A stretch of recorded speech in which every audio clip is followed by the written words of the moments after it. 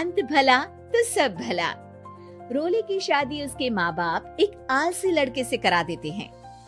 चलो, रोली की शादी हुई और हमने गंगा नहाई। और क्या, बेटियां तो होती ही हैं बोझ। हाँ, पर अब क्या चिंता, उतार तो दिया बोझ तुमने, अब वो लोग समझे। ससुराल में रोली का पति कहता है, देखो, मैं कोई काम नहीं करता, ये बात तुम्हारे मम्मी पापा को बता दी थी मैंने।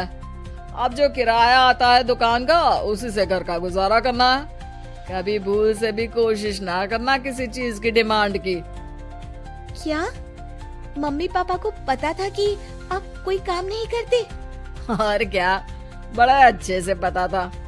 उन लोगों को तो तुम बोझ लगती थी, बोल रहे थे कि बस शादी कर लो और कोई मतलब नहीं है। रोली को ये सुनकर बहुत गुस्सा आता है, लेकिन करती भी तो क्या, क्योंकि वो जानती थी कि उसके माता पिता ऐसे ही हैं। जैसे तैसे रोली दिन काट रही थी। रोली को एक प्यारी सी बेटी होती है। धीरे धीरे वो बड़ी होती है और उसके साथ उसकी जरूरतें भी बढ़ती जाती है। सुनिए जी, अब तो सिमी बड़ी हो रही है, उसका स्कूल में दाखिला कराना है। मैंने अब तक तो जैसे तैसे समय काट लिया, लेकिन मैं बच्ची की परवरिश में कोई कमी नहीं रखूंगी। अरे क्या है यार, अब तो लगता है कोई ना कोई काम ढूंढना ही पड़ेगा। अब पति रोज काम की तलाश में जाता और बिना किसी काम के वापस आ जाता।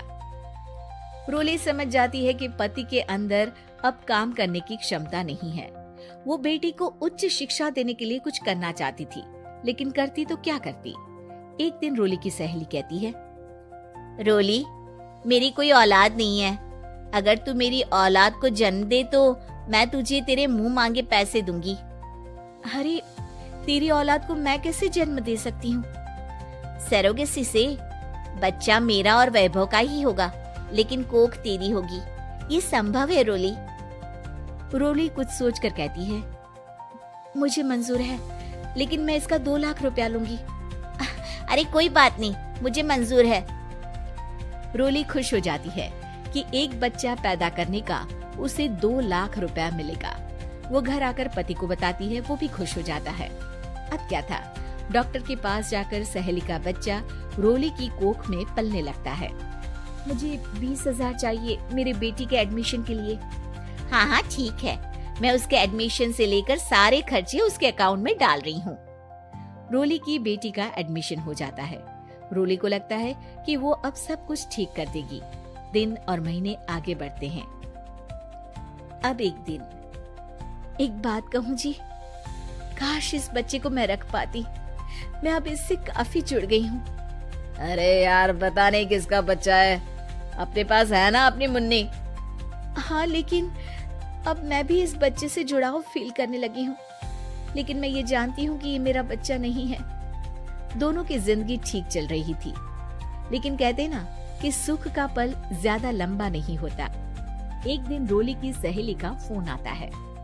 रोली, मुझे अब ये बच्चा नहीं चाहिए, मैं अपने पति को छोड़ रही हूँ।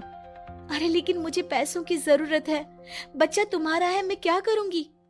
सहेली बिना कुछ बोले फोन काट देती है, फोन स्विच ऑफ कर देती है। लेकिन रोली के जीवन का तूफान यहीं नहीं रुकता। रोली, मैं इतना भार नहीं उठा सकता।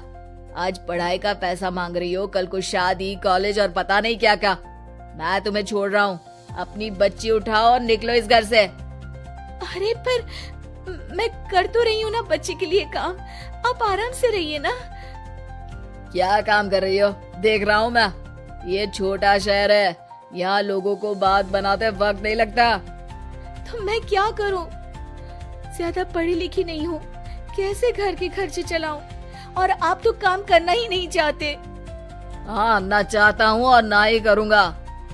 रोली को पति की बात पर काफी गुस्सा आ जाता है। ठीक है, अगर मेरे जीवन में संघर्ष ही लिखा है तो वही सही।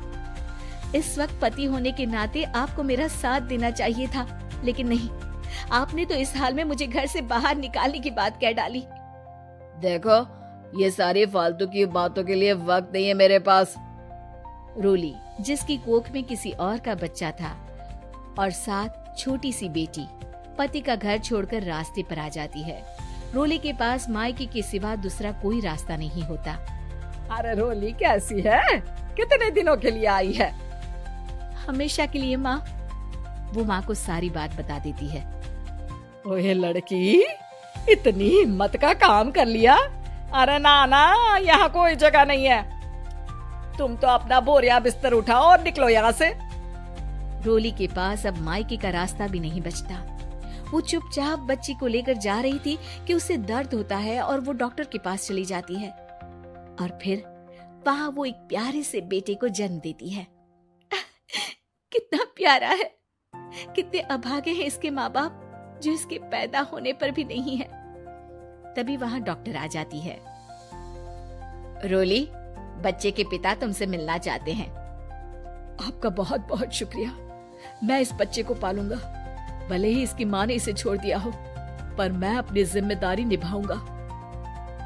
तो क्या आप मुझे इसके पैदा करने के लिए जिन पैसों की बात हुई थी वो भी देंगे? हाँ, और साथ ही आप चाहें तो मेरे घर में रहकर मेरे बच्चे की देखभाल भी कर सकती हैं। मैं उसके लिए आपको सैलरी दे दिया करूंगा। रोली को लगता है कि जैसे भगवान ने उसके लिए सुकून का रास्ता खोल दिया। वो अब मुकेश के साथ उसके घर चली जाती है, जहाँ रहकर वो उस बच्चे की देखरेख करती है। अब मुकेश के घर को रोली अच्छे से संभाल लेती है। उसके लिए खाना बनाने से लेकर बच्चों की देखभाल और घर की देखरेख। धीरे धीरे मुकेश को रोली से प्यार हो जाता है।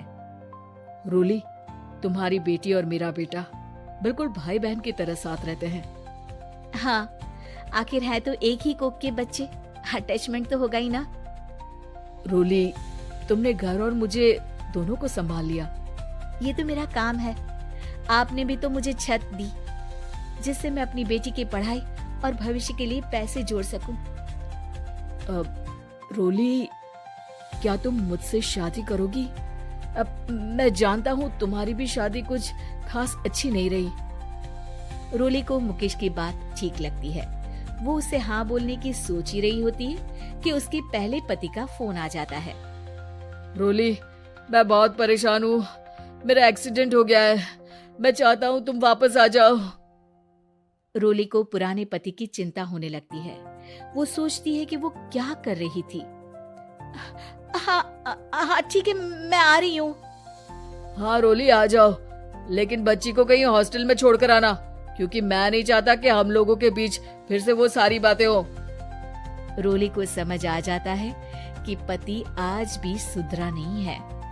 वो पति के पास जाने से इनकार कर मुकेश को हाँ कर देती है।